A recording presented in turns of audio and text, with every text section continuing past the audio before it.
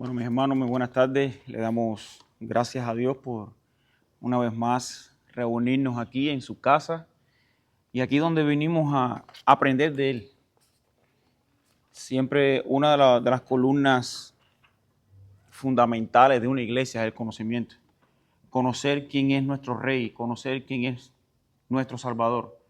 No es solo venir y sí, yo creo en Dios y tener un desconocimiento total de quién es la persona de Cristo, de quién es nuestro Dios.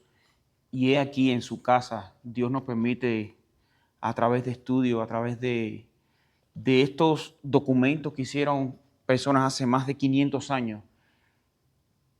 Y cómo es posible de que estos documentos no pasen de moda, porque estamos hablando, que estamos estudiando a un Dios que traspasa todos los límites de los tiempos. Un Dios que también opera en nosotros, curándonos del mismo pecado que ha flagelado a la humanidad desde el principio.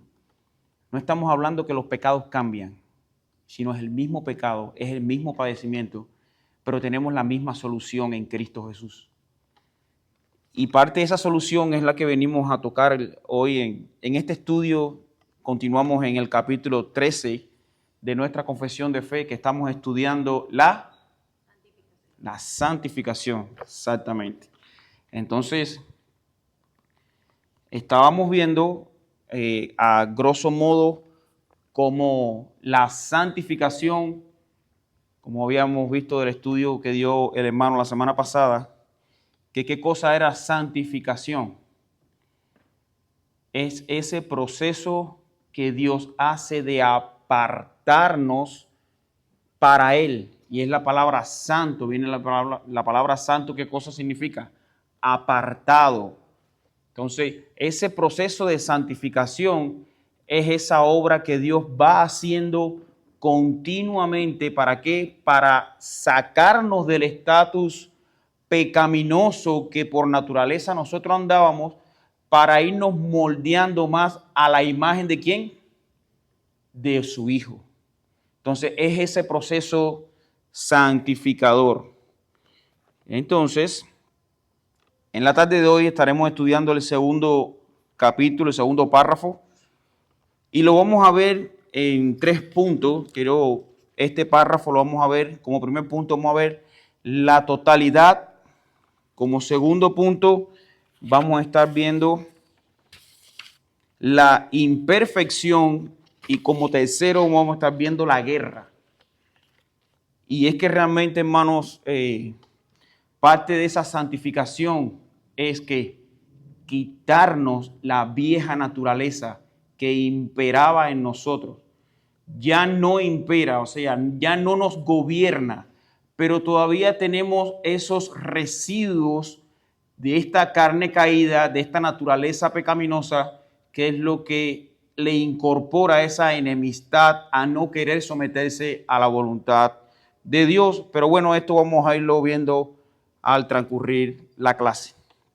Entonces, la santificación engloba todo el ser del hombre, no solo el alma, sino también el cuerpo. Y habíamos visto en la clase pasada cómo el hermano citaba de que habían cosas que no solamente éramos nosotros llamados a ser santos, sino como habían cosas materiales, útiles, que eran también separados de una manera santa, como vemos los utensilios del templo, el incensario, que eran cosas que eran separadas ¿para qué? Para un uso santo, un uso aparte al uso común que se le daba a las cosas. Bueno, dentro de ese uso también entra ¿qué?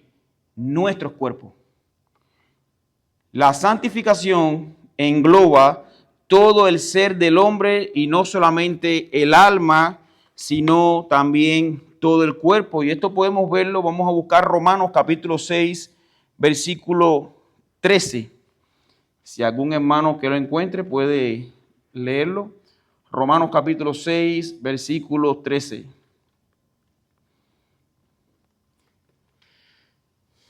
Dice así, lo voy a leer, lo tengo aquí. Dice, ni tampoco presentéis vuestros miembros al pecado como instrumentos de iniquidad, sino presentaos vosotros mismos a Dios como vivos de entre los muertos y vuestros miembros a Dios como instrumentos de justicia. Y esto es muy importante porque recuerden que en este momento había, y sobre todo también cuando Juan escribe su primera carta, había ese movimiento donde el gnosticismo, donde ellos decían de que nosotros no pecamos con el alma, sino es el cuerpo, pero mientras que el cuerpo peque, ese cuerpo está condenado a muerte. Los instintos de esa naturaleza es ir en contra de Dios, pero lo importante es permanecer en el alma, o sea, que el alma permanezca en relación con Dios. ¿Eso está bien o está mal? Eso está mal, porque tú no pecas solo con tu alma, sino pecas con tu cuerpo. De hecho, ese regocijo que teníamos de la vieja naturaleza era mayormente que utilizábamos nuestro cuerpo para ¿como qué? Como ocasión de pecado. Entonces, y de hecho, en Santiago, el Señor cuando dice, porque la concupiscencia, dice, tus deseos ¿qué? Tus deseos pecaminosos. Empieza inicialmente en llamarte la atención, en seducirte. Una vez que te seduce, viene la conquista, y esa conquista es que es la aplicación del pecado. Pero vas a hacerlo ¿con qué? ¿Con tu alma? No, con tu alma y con tu cuerpo. Entonces, ahí estamos viendo cómo esa santificación tiene que ir también a nuestros cuerpos. Y de hecho es lo que decía Pablo, no presentéis vuestros cuerpos como ocasión de pecado, sino más bien dice Pablo que ¿qué? Más presentéis vuestro cuerpo como ¿qué? Como sacrificio vivo, santo y agradable a Dios. Ahí no está hablando un cuerpo, una metáfora, no está utilizando una ilustración, nos está diciendo, preséntate en alma y tu cuerpo. Cuando nosotros venimos a la iglesia a adorar a Dios, no viene nuestra alma entrando y nosotros estamos en otro lado, no. Venimos ¿con qué? Con nuestro cuerpo. Dios, no, y eso es parte también de esa idea que Dios odia el pecado, pero ama al pecador. No, hay un gran problema con eso. Es que Dios a quien va a mandar para el infierno es al pecador, junto con el pecado. Entonces, nuestros cuerpos también tenemos que darle el uso comprado por Dios para santificación, para las cosas separadas de Él. Y esto es la pregunta que también nos podemos hacer en la tarde de hoy, es que ¿por qué el cuerpo tenemos que presentarlo? ¿Por qué Dios dice que el cuerpo? Bueno, el tema es que el cuerpo lo hizo Dios. Segundo, ¿qué fue lo que compró Dios en la cruz con su sangre? ¿Nuestra alma? No, también nos compró como cuerpo. Dios pagó por los pecados de nuestra carne, de nuestra naturaleza. Cristo nos redimió también nuestros cuerpos. Somos templo de Dios, somos templo del Espíritu Santo. Él mora ¿en dónde? En nosotros. Nosotros somos el recipiente del Espíritu Santo. Entonces, se van viendo, hermanos, y es lo que quiero que vayan teniendo en mente. Nosotros tenemos que tener mucho cuidado también a lo que nosotros le damos uso a nuestro cuerpo. Porque si la santificación también, sí, Dios compró nuestra alma, nosotros vamos a vivir eternamente. Nuestra alma cuando se separe de este cuerpo va a habitar con Dios, pero nosotros no vamos a estar de nube en nube. Dice la palabra de Dios que nosotros vamos a habitar con cuerpos glorificados. O sea, nosotros no vamos a ser fantasmas en el cielo. Nosotros vamos a habitar en una tierra real, con cuerpos reales, sin pecado, con almas ganadas por Cristo, pero es esa unión de alma y cuerpo. Vamos a ser seres físicos glorificando a Dios. Pero esa gloria no va a empezar solamente cuando lleguemos al cielo. Esa gloria de tu cuerpo empieza aquí. Nosotros tenemos que usar nuestro cuerpo, nuestra alma, desde ahora, ¿para qué? Para darle la gloria y la honra que Dios compró en la cruz de Calvario. Entonces, esa santificación, nosotros como cuerpos santos, cuerpos llamados en arrepentimiento, debemos mostrar en nosotros esa santificación, no solo en el alma, sino también como cuerpo. Ahora, en la santificación del alma hay tres aspectos que Dios santifica: afecto, la mente y la voluntad. Bueno, primeramente el afecto. Y quiero ir también de paso leyendo, bueno, la confesión de fe dice en el segundo párrafo, capítulo 13, párrafo número 2, dice: esta santificación es por completo. Y es por eso que viene a colación este término de cuerpo, porque Dios no salva una parte de nosotros, sino nos salva, nos llama, nos glorifica, santifica, todo completo. Y ese llamado es completo, esa obra es completa. La santificación es en ambas. Somos seres bicótomos, o sea, compende alma o espíritu y cuerpo. Nosotros sin esa alma, ¿qué somos? Una materia muerta. Y sin ese cuerpo y esa alma, ¿qué cosa es? Un ente, un algo. Entonces, esa unión es la que Dios salvó con un costo de su sangre. Entonces, hermanos, dice: esta santificación es por completo, abarcando ambas áreas, en el hombre en su totalidad. Entonces, ahí estamos viendo, por eso es que vine y creo que era útil que hablara sobre este punto de la santificación del cuerpo. Ahora, aunque es imperfecta, y es lo que sigue diciendo los autores de la confesión de fe, pero lo importante es que fue como completa. O sea, Dios no ha dejado de una obra media. Simplemente nosotros, en términos legales, como hablamos igual que en capítulos anteriores, Cristo nos presentó documento legalmente delante del juicio de su Padre de que somos como santificados. Nosotros en términos legales ya somos justificados. Nosotros como términos legales ya hubo un cumplimiento. Somos adoptados como hijos. No es que seremos adoptados. No, ya nosotros legalmente somos de la familia de Dios. Aquellos que sus pecados han sido perdonados, aquellos que tienen a Dios, a Jesucristo como Rey y Señor en sus vidas. Dice que Él les dio la potestad de ser hechos hijos de Dios. Y cuando vimos la adopción en el capítulo pasado, vimos que ese es un nivel aún más alto que la justificación. Porque Cristo no solamente nos justificó de nuestros pecados, ahora somos legalmente constituidos justos, sino que venido con un propósito. ¿Somos justificados para qué? Para ser hechos hijos de Dios. Ahora, nosotros no podemos pertenecer a la familia de Dios si no hay en nosotros ese proceso continuo de santificación. Y eso es parte de la naturaleza de Dios. De hecho, hermanos, no hay una característica de Dios que se repita 3 veces en la Escritura. No encontramos en la palabra de Dios que Dios es amor, amor, amor, que Dios es justo, justo, justo, que Dios es benevolente, benevolente, benevolente.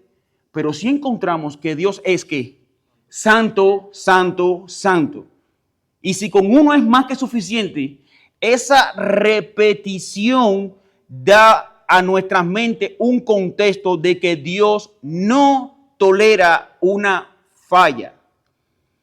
En el Hijo de Dios no existen las mentiras blancas. Para los ojos de Dios no existen las mentiras piadosas. Dios es santo y demanda en qué en nosotros? Santidad. Nosotros somos santos, ¿por qué?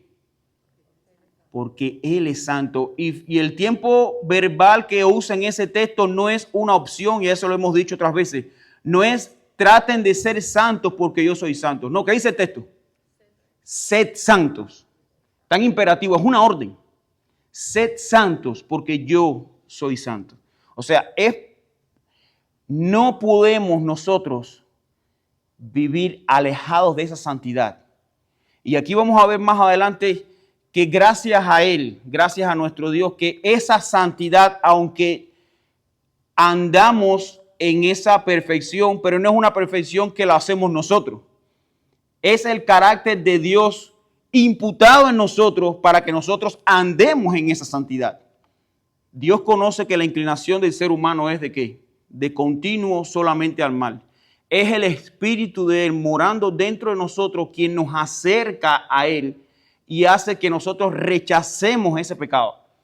No somos nosotros, es su Espíritu de Dios haciendo la obra de santificación. Ahora, vimos entonces en este aspecto, vamos a ver que dentro de la santificación del alma están estos tres aspectos. Dios santifica, dice, afectos, la mente y la voluntad. Y primeramente nuestros afectos encontramos de que son nuevos. Ahora nosotros ya no nos deleitamos en las cosas que antes nos seducían. Nuestros afectos, hermanos, han cambiado y cultivan hábitos para Dios. Y eso lo podemos ver, hermanos, en nuestra relación diaria con Dios. Y aun cuando a veces esa relación es por tiempos limitados, entorpecido, no oramos lo suficiente, no leemos la palabra lo suficiente, pero vemos ese espíritu amonestándonos en nosotros, recordándonos ese fallo que estamos dejando de hacer.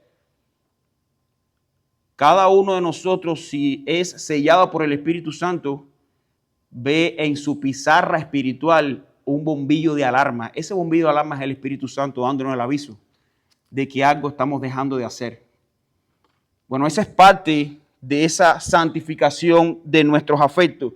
Nosotros ya vemos la necesidad de ¿qué? De acercarnos a Dios como Él ha determinado. Pero el segundo dice que es nuestra mente. Bueno, teníamos el entendimiento entenebrecido, dice, pero ahora amamos conocer de Él y buscamos con alegría las cosas de arriba. Y vamos a buscar Efesios 4, versículo 18.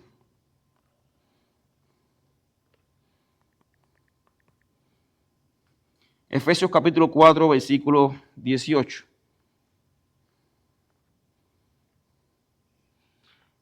Dice, teniendo el entendimiento entenebrecido, ajeno de la vida de Dios por la ignorancia que en ellos hay, por la dureza de su corazón. Esa era la vida vieja que teníamos. Y de hecho, si ven los enunciados en la Reina Valera de 1960, ven que encima del versículo 17, esa versión dice la nueva vida en Cristo. Y ese título, aunque fueron añadidos, siempre sirven de cierta manera para darnos una ubicación del tema que está hablando ese capítulo. Y de hecho ese título es parte de la obra santificadora. ¿Por qué nosotros ahora nuestras mentes han cambiado? Bueno, nos puede servir ese título intermedio del capítulo, por la nueva vida que tenemos en Cristo. Nosotros somos santificados en Cristo. Y esta es la condición que teníamos. Teníamos nuestro entendimiento, ¿cómo? ¿Cómo dice el texto? Entenebrecido.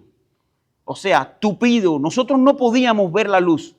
No podíamos entender absolutamente nada de Dios. Dice, ajenos de la vida de Dios. ¿Por qué?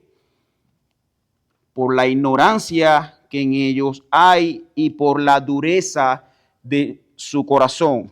Entonces, en esa mente, ya ahora nosotros que amamos conocer de Él. Y fíjense el cambio, hermano. Muchas veces nosotros cuando ya nos adaptamos, los que llevamos años en el Evangelio, vemos como un hábito normal que nos llame la atención. O sea, leer la Biblia o buscar temas religiosos, temas cristianos. Pero hermano, nosotros de vez en cuando el creyente debe compararse con la vieja vida que tenía. no para gloriarse de cuánto hemos avanzado, sino para darle gracias a Dios de cuánto Dios nos ha cambiado.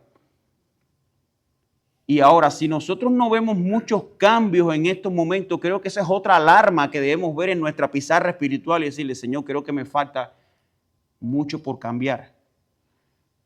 Y a veces vemos en los evangelios como Cristo decía que mientras más nos acerquemos a Él, dice, el mundo nos aborrecerá. Hermanos, si el mundo no nos aborrece es porque nos está viendo muy parecido al mundo.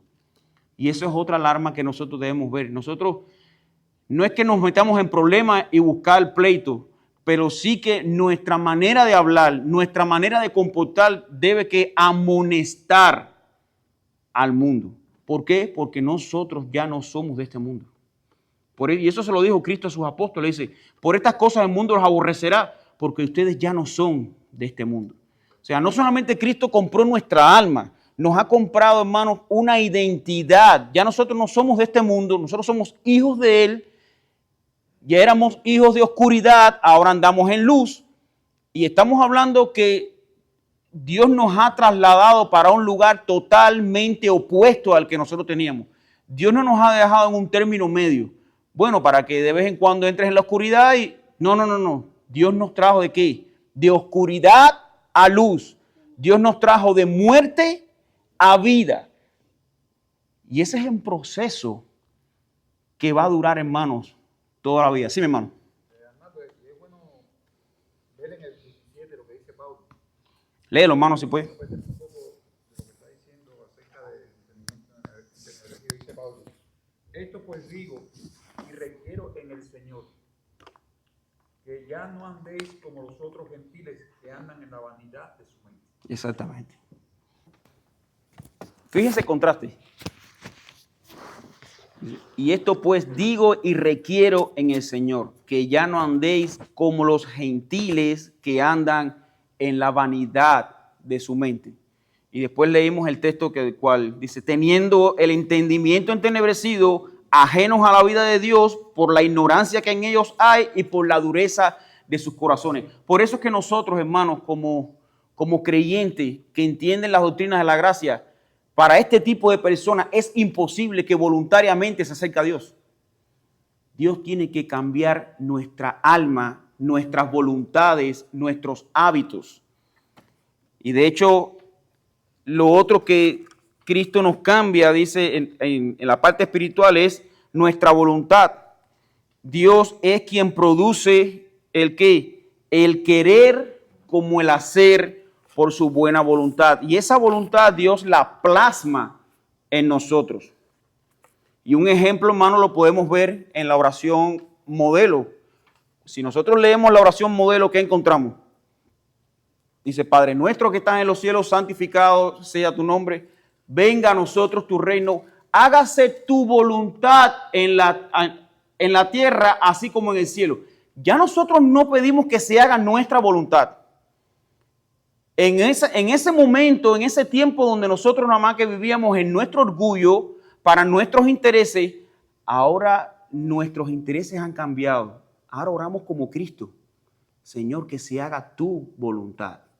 Hermano, ese cambio solamente lo puede hacer Cristo en un corazón. No es que nosotros hayamos hecho un ejercicio espiritual que nos haya trasladado. No, es Dios quien hace ese trasplante espiritual en nuestros corazones para que nosotros ahora anhelemos el querer acercarnos. Y lo hacemos voluntariamente.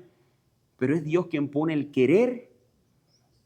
O sea, ¿y el querer de dónde viene? De nuestros afectos, de nuestra mente. Dice, y el hacer, dice, por su buena voluntad. O sea, ahí está involucrado, en ese mismo texto están involucrados los tres aspectos espirituales que Cristo santifica. Nuestros afectos, ahora deseamos, nuestra mente, ahora pensamos acercarnos como amigos de Dios, como hijos de Dios.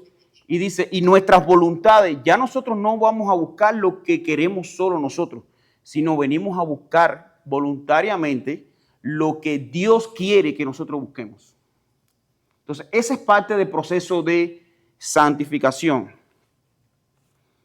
Entonces, antes éramos nosotros que éramos egoístas y solo nos preocupábamos por nuestros intereses, pero ahora queremos que sea Dios quien gobierne. Y esa es parte del fruto de una voluntad renovada.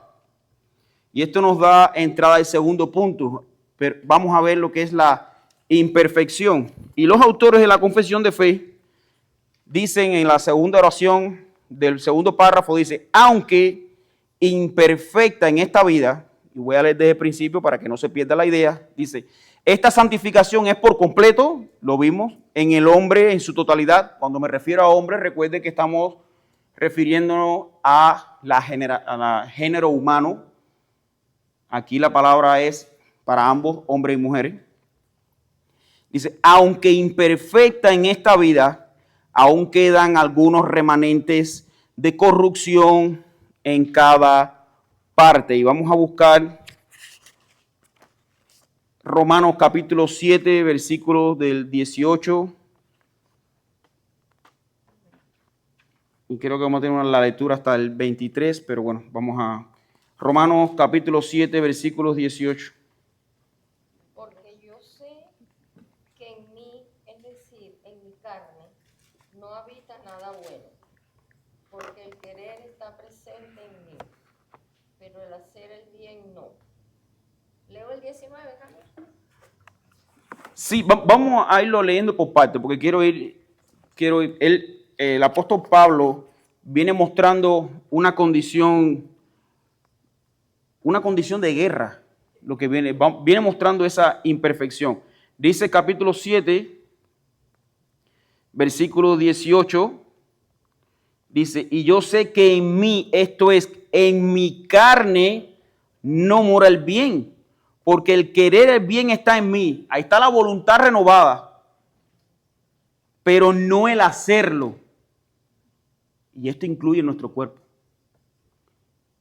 Por eso es tan importante, hermanos, que nosotros entendamos hasta dónde llegó la santificación y hasta dónde llega continuamente la santificación de nosotros. No solamente nuestro espíritu, es nuestro cuerpo.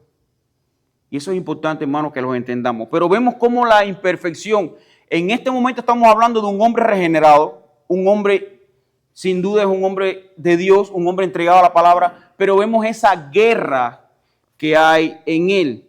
Dice, yo sé que en mí, esto es en mi carne, no mora el bien. Porque el querer el bien está en mí. Yo lo deseo, pero no el hacerlo. Y aquí viene dice, porque no hago el bien que quiero, versículo 19, sino el mal que no quiero, eso hago. Y si hago lo que no quiero, ya no lo hago yo, sino el pecado que mora en mí. Así que queriendo yo hacer el bien, versículo 21, hallo esta ley, que el mal está en mí. Y me llama mucho la atención cómo el apóstol Pablo lo identifica. Dice, hallo que esta ley es una ley que está en nosotros, pero ya nosotros no somos gobernados por esa ley.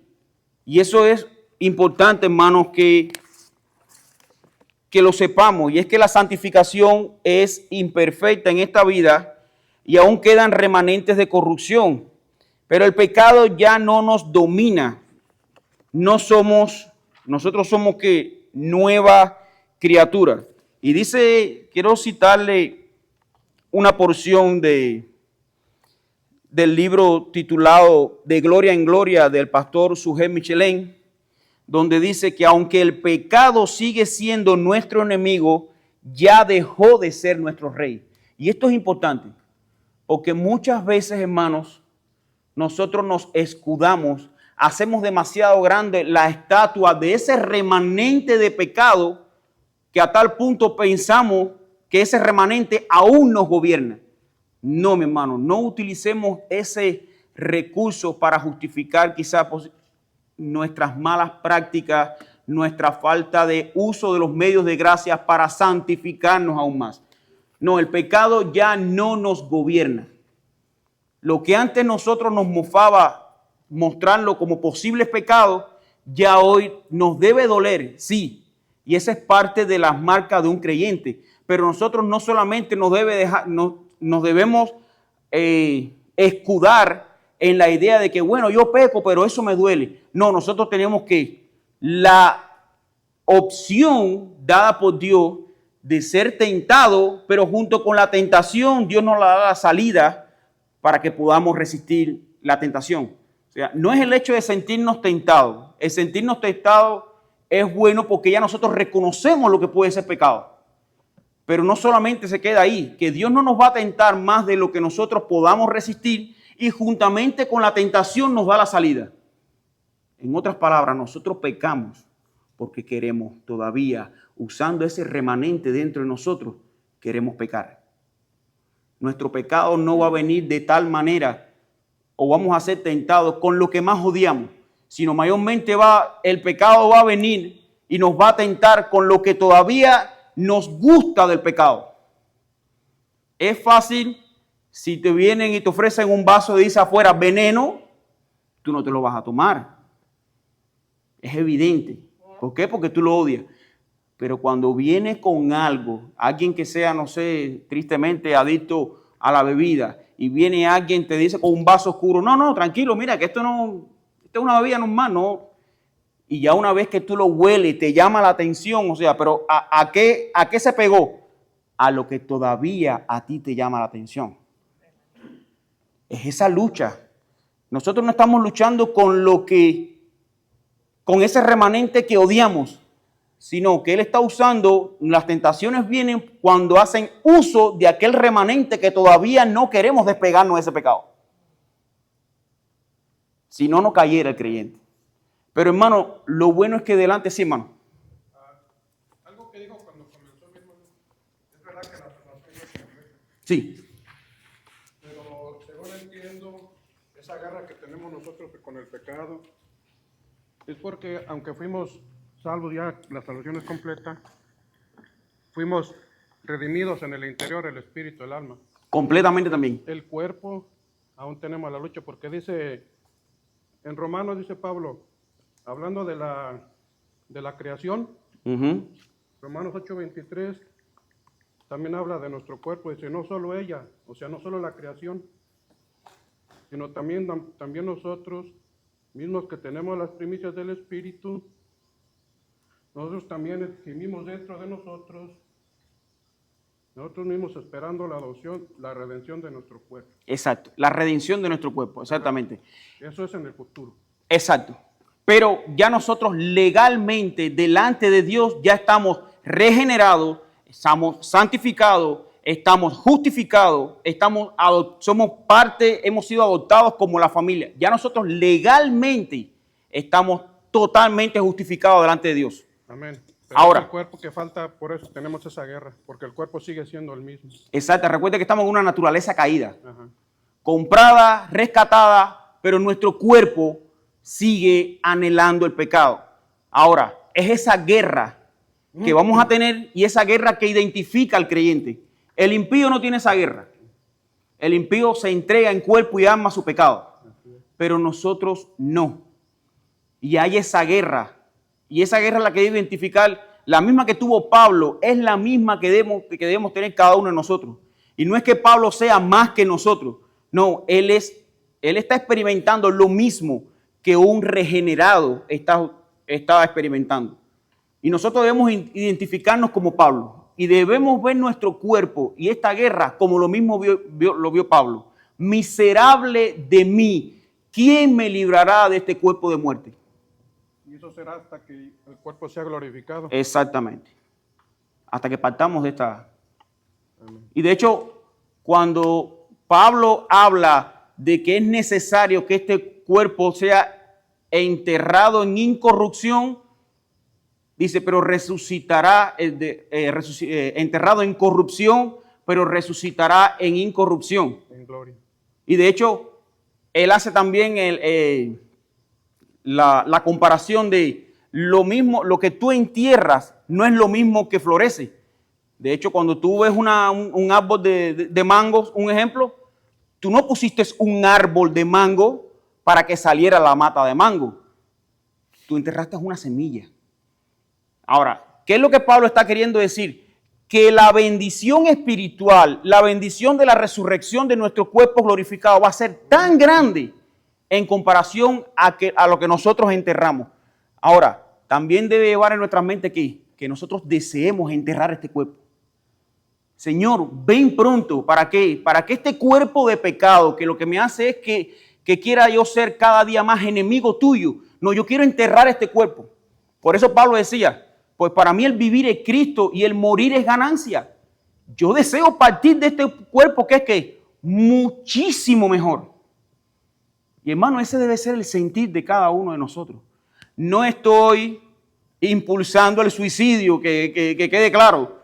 No vaya a ser que la gente, no, porque hubo un hermano ahí que dijo que voy, que... No, para nada, hermano, no. La vida está en el Señor, no es que... Hernando, eso no es más que lo que el hermano estaba planteando, no es más que la lucha que tiene el creyente. Y ese es el proceso de santificación. De santificación. Nosotros se nos ha dado, por la gracia de Dios, al ser creyentes, ¿no? al creer, el Espíritu Santo, que es el que hace en nosotros esa obra. Uh-huh. Ahora, hay una responsabilidad de nosotros como creyentes, de que esa obra del Espíritu Santo crezca en nosotros. Es nuestra obediencia y la fe en Cristo. Nuestra obediencia. Y eso es un crecimiento que tiene todo creyente y va a tener, por supuesto. Por eso Pablo lo que está hablando aquí, está hablando de esa lucha. ¿De esa lucha? De esa lucha que tenemos entre la vieja naturaleza adámica y la nueva naturaleza del Espíritu. ¿Quién va a triunfar o quién está triunfando? La del Espíritu siempre va a triunfar. Siempre va a triunfar. Siempre va a triunfar. Uh-huh. Pero esa lucha va a permanecer, hermano, hasta que partamos de aquí. Bueno, y y seamos eso... transformados a la imagen de Jesucristo. Exacto. Va a estar esa lucha. Ahora, diferencia a lo que Pablo estaba hablando de los gentiles, ellos no la tienen, como nosotros, no teníamos lucha con nada, sino que nos mofábamos del pecado. Dice que el necio se mofa en el pecado. ¿Y quién es el necio? El que dice que no hay Dios. El que dice que no hay Dios. Entonces, por lo tanto, esa lucha va a estar ¿hasta qué? Hasta que nosotros estemos aquí en esta tierra y el Señor nos llame, ya sea ahora o cuando Él venga, y seamos transformados. Y es la lucha que debe de tener como evidencia todo hijo de Dios. Exactamente. Y es una obra también. Es un fruto del Espíritu Santo. Es un fruto del Espíritu. Es un fruto del Espíritu Santo. Dice R.C. Sproul en su libro Grandes Doctrinas de la Biblia acerca de la lucha interna de cada creyente. Dice, como la santificación consiste en un proceso que dura toda la vida, los cristianos están inmersos en una lucha diaria con su vieja naturaleza mientras buscan crecer en el Espíritu. Y como dice R.C. Sproul, que es una lucha que dura... Toda la vida. ¿Cuándo? Toda la vida, hermano. Es una guerra. Lo bueno es que ya esta guerra está ganada. Y muchas veces, como dijo el pastor Jesús el domingo pasado, que dice que muchas veces ven a nosotros de que la guerra espiritual y Dios batallando con el diablo y el diablo. No, hermano, ya esa guerra está ganada. El diablo y sus ángeles están pataleando porque sabe que le queda poco. Y me gustó mucho ese texto y a veces lo leemos y lo pasamos por alto. Pero cuando vino el endemoniado gadareno delante de Cristo, él vino tirando piedra, vino a enfrentarse a Cristo. No, él vino y se postró de rodillas delante de Cristo. Le dice, ¿qué tienes contra nosotros, hijo del Dios Altísimo? ¿Viniste a atormentarnos a tiempo? Dice, ¿viniste a atormentarnos antes de tiempo? Y hay una parte que también le ignoramos y es el nombre del demonio. Cuando Cristo le pregunta, ¿cómo tú te llamas?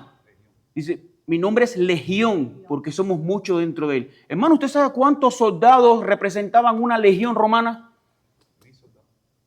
Entre 6,000 y 12,000 soldados.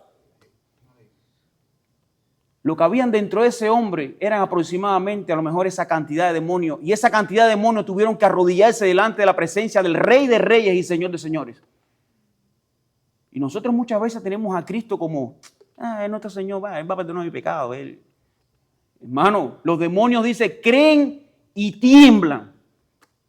Yo todavía no he visto un creyente temblando después que lee la palabra de Dios. Cuando él ha pecado. Yo todavía no he visto un ser humano temblando delante de la presencia de Dios. ¿Sabes por qué? O porque eres un necio, o porque aún siendo nosotros creyentes no hemos entendido quién es Cristo. Hermano, esa Rey de reyes y Señor de señores. Si los demonios se someten y tiemblan, no es para que nosotros vengamos en ese temor a Dios, sino lo que nos debe identificar es ese temor reverente de venir y decirle, Señor, es que tú eres mi rey. Y debemos nosotros en toda humildad venir, dejar nuestra soberbia y decirle, Señor, gracias.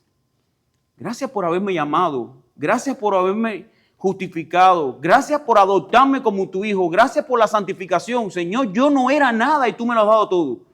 Hermano, esa es la mentalidad que debe permear en el Hijo de Dios. Es ese hábito, es esa mente, es ese afecto de acercarnos a Dios, ya no con el temor de terror, sino con un temor reverente, un temor que identifique a un hijo acercándose en reverencia a su padre, pero sigue habiendo respeto. Tristemente a veces se nos olvida de quién es realmente nuestro Dios. Ese Dios fue el mismo que hizo juicio cuando no creyeron en Noé que entrara en el arca. Esa arca representaba la única opción de salvarse era entrar por el arca. Cristo es nuestra arca. La única marca que identificaba de no ser destruidos por los primogénitos en Egipto era la marca de sangre en el tindel. Cristo, esa fue la marca que nos dejó en cada uno de nosotros. Hermanos, Dios nos ha librado de su ira. Dios murió por nosotros para librarnos de Él mismo. A veces nosotros no entendemos lo que es estar bajo la ira de Dios, porque no lo estamos. Pero eso no quiere decir, hermanos, que nosotros ignoremos esto. Cuando el autor de los Hebreos dice, porque horrenda cosa es caer en manos de Dios vivo. Hermanos, téngalo realmente, mediten quién es Dios. Meditemos quién es Dios. Nuestro Dios prefirió para su gloria de hacernos partícipe de los vasos de gloria para mojarnos con la sangre de su Hijo, que no reservarnos con los vasos de ira preparados para su desobediente. Y no es porque había nada especial en nosotros, es porque a Dios le plugo, Dios le place mostrar en nosotros que su misericordia. Ahora, nosotros seremos exhibidos delante de los ángeles. Dice, tenemos que, teniendo alrededor nuestro tan grande nube de testigos. Esos testigos son esos ángeles que están mirando que nosotros fuimos lavados con su sangre y debemos responder conforme al lavamiento de la sangre de su Hijo. Meditemos, hermanos, porque realmente a veces pasamos por alto estas cosas. Dice los autores de la Confesión de Fe.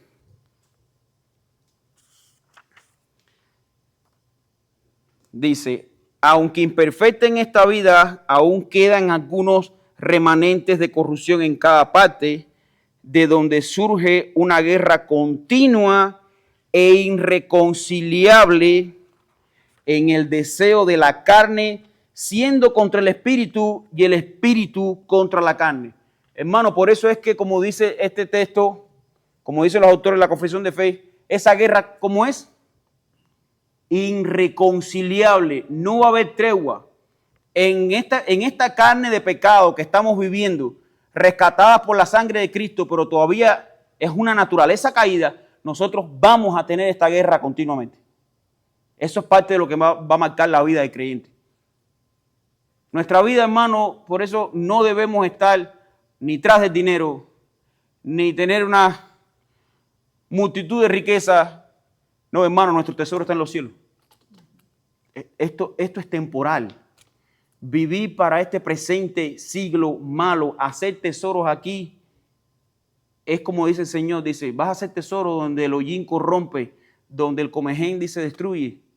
Dice, no, dice, hagan tesoros ahí arriba donde está Cristo sentado en los cielos. Buscad primeramente que el reino de Dios y toda su justicia, dice, y todas las demás cosas vendrán por añadidura. Dios sabe de lo que nosotros tenemos necesidad. Pero lo primordial en cada una de nuestras vidas es que busquemos que primeramente el reino de Dios y toda su justicia. Y ahora podemos hacerlo por haber sido perdonados y rescatados por Cristo. Ahora en Gálatas, hermano, nos habla de eso, de parte de esa guerra. Nos habla en Gálatas capítulo 5, versículos de 16 al 25, y vemos los frutos de la carne y la obra del Espíritu. Gálatas 5, versículos de 16 al 25. ¿Leo? Sí, hermana. Digo pues, andad en el Espíritu y no satisfagáis los deseos de la carne. Porque el deseo de la carne es contra el Espíritu y el del Espíritu es contra la carne. Y estos se oponen entre sí para que no hagáis lo que quisierais. Deténlo un momentico ahí. Ok.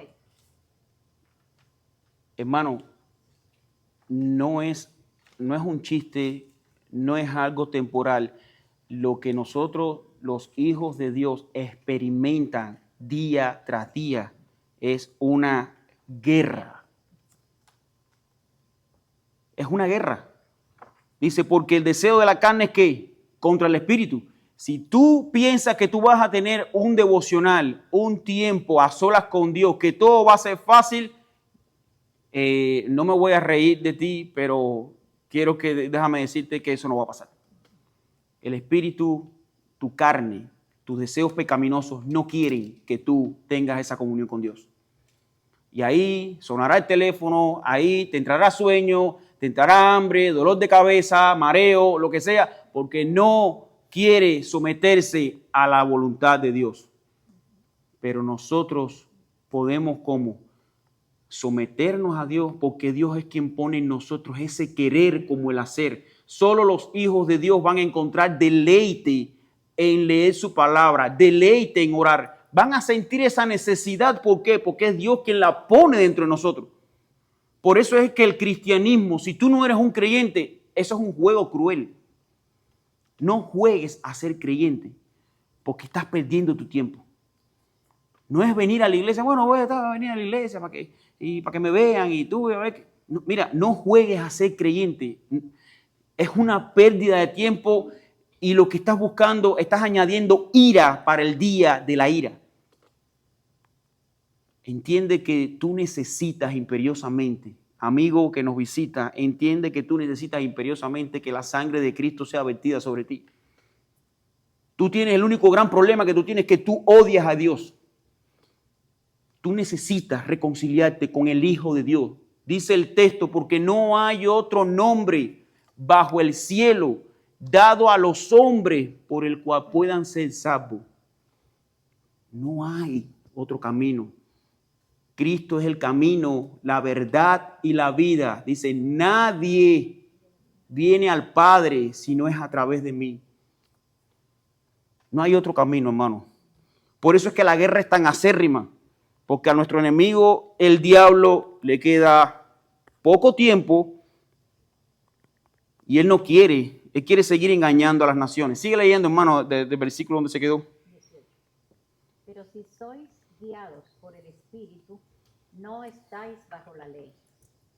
Y manifiestas son las obras de la carne, que son adulterio, fornicación, inmundicia, lascivia, idolatría, hechicerías, enemistades, pleitos, celos, iras, contiendas, disensiones, herejías, envidias, homicidios, borracheras, orgías y cosas semejantes a estas, acerca de las cuales os amonesto. Como ya os lo he dicho antes, que los que practican tales cosas no heredarán el reino de Dios. Exacto. Mas el fruto del Espíritu es amor, gozo, paz, paciencia, benignidad, bondad, fe, mansedumbre, templanza. Contra tales cosas no hay ley. Pero los que son de Cristo han crucificado la carne con sus pasiones y deseos. Si vivimos por el Espíritu, andemos también por el Espíritu. O sea, es una marcha, pero lo podemos hacer porque el Espíritu Santo que mora en nosotros, fuimos sellados por su Espíritu, y es lo que hace que nosotros, con nuestra voluntad, con nuestra mente y con nuestros afectos, vengamos libremente delante de Dios. Ahora, hermano, en esta guerra debemos tener cuidado con la carne y su deseo, a tal punto que aún muchas personas en esta carne se disfrazan de religiosidad y se engañan a muchos. Bueno, ¿cómo hacen esto? Bueno, cuando las personas intentan llevar una vida de meditación, como cuando practican yoga, con una autonegación humana sin Cristo, una automejora, cuando dice que la persona, quienes creen en el mejoramiento humano sin Cristo, autoengañándose a tal grado que le pueden hacer creer que son hasta mucho más devotos, pero sin Cristo y odiando a Dios. Y a veces ese tipo de personas vienen a la iglesia, hermano, y se sientan y están meses con nosotros. Y tú ves su vida y tú dices, wow, hermano, qué devoto. Tú ves que entra, tirado, saluda a todo el mundo y se visten con una apariencia de piedad que tú dices, wow, este hombre no peca.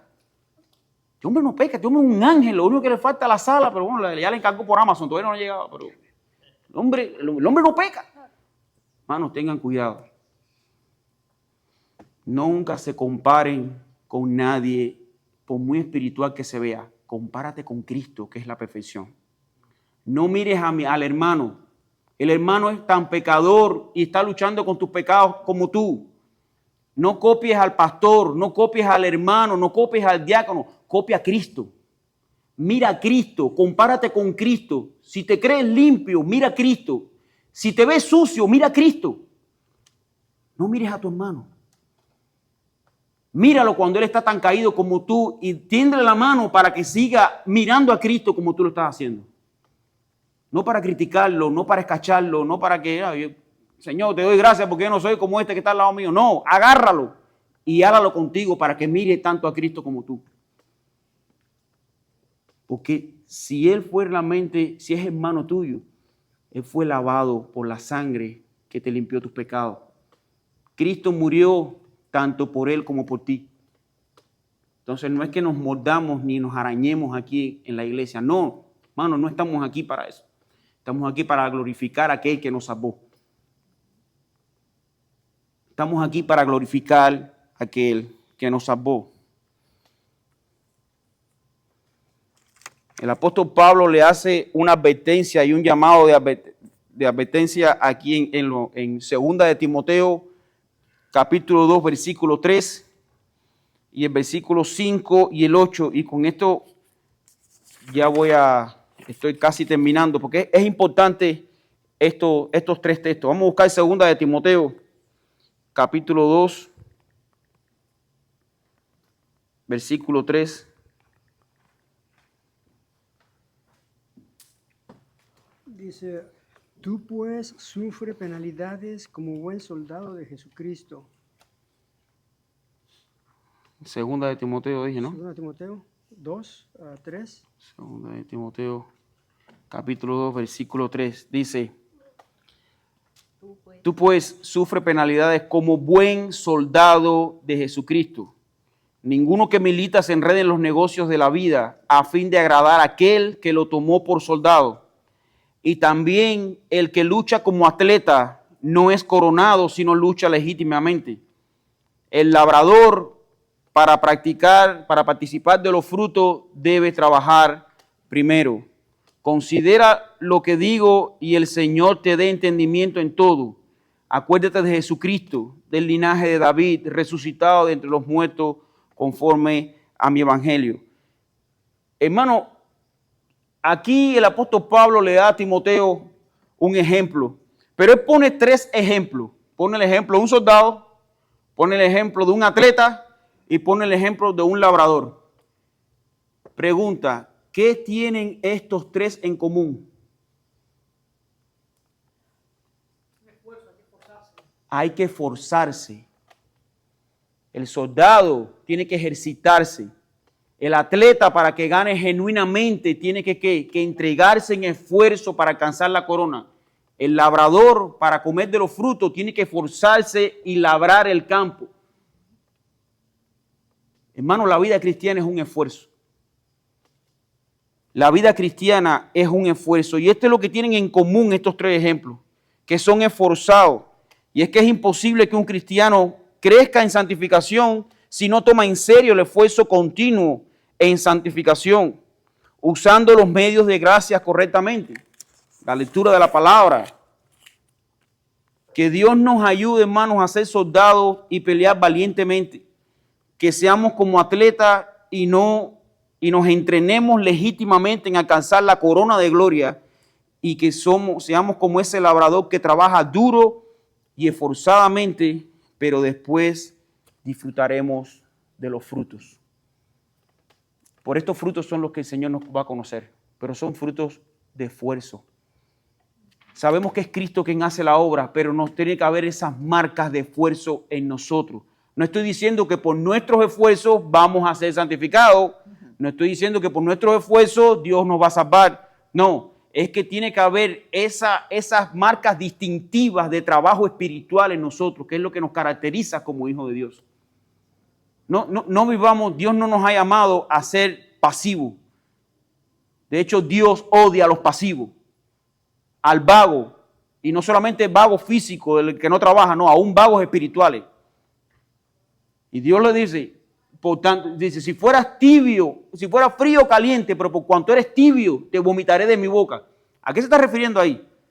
No es a la temperatura del agua, no, se está refiriendo a tu vida espiritual. Si fueras frío, si fueras un impío que odia, bueno, ya, disfruta tu pecado hasta que llegue un día. Pero tibio, esos cristianos tibios, esos no son creyentes. Lo que marca una vida de un creyente es esa lucha constante. Caída, te raspaste por el pecado, levántate, sacúdete y mira a Dios. Decían los puritanos, por cada caída que sufre un creyente, miremos 10 veces a Cristo. Hermano, no vamos a perder la salvación por haber caído en ciertos pecados, pero eso no debe ser lo que marque nuestra vida. Lo que marque nuestra vida es ese esfuerzo en santificación, porque lo tenemos todo para alcanzar que la voluntad de Dios, para ser conforme a su Hijo. Es Dios quien lo hace en nosotros y es Dios quien hace esa obra.